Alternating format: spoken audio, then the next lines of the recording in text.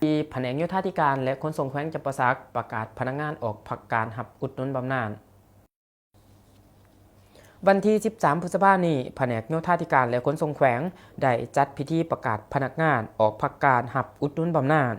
พิธีได้จัดขึ้นอยู่ห้องประชุมของแผนกการดังกล่าวโดยการเป็นประธานร่วมของฐานธนงศักดิ์ดวงมาลาห้องหัวหน้าแผนกโยธาธิการและขนส่งแขวงฐานแสงอาทิตย์ขันดารารักษาการหัวหน้าแผนกภายในแขวงมีหัวหน้าแขนงห้องหัวหน้าแขนงมีพนักงานและตกรภายในแผนกโยธาธิการและขนส่งแขวงเขาร่วมในพิธีทานแสงอาทิตย์ขันดารารักษาการหัวหน้าแผนกภายในแขวงได้ขึ้นผ่านขอตกลงของทานเจ้าแขวงฉบับเลขที่195/จขจสลงวันที่27 กุมภาพันธ์ ปี2025ว่าด้วยการอนุมัติให้ทานสุบินขันธวงศ์วิชาการแขนงขนส่งภายในแผนกโยธาธิการและขนส่งแขวงออกพักการหับอุดหนุนบำนาญนับแต่วันที่1 เมษายน ปี2025เป็นต้นไป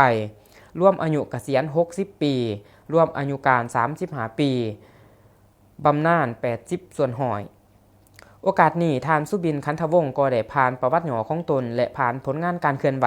จัดตั้งปฏิบัติหน้าที่ของตนตลอดระยะ35 ปีที่ผ่านมาจากนั้นในพิธีทานธนงศักดิ์ดวงมาลาห้องหัวหน้าแผนกโยธาธิการและขนส่งแขวงก็ได้มอบของขวัญให้ผู้ที่พักการหับอุดหนุนบำนาญพร้อมทั้งมีคำเห็นโอลมต่อพิธีตื่มอีก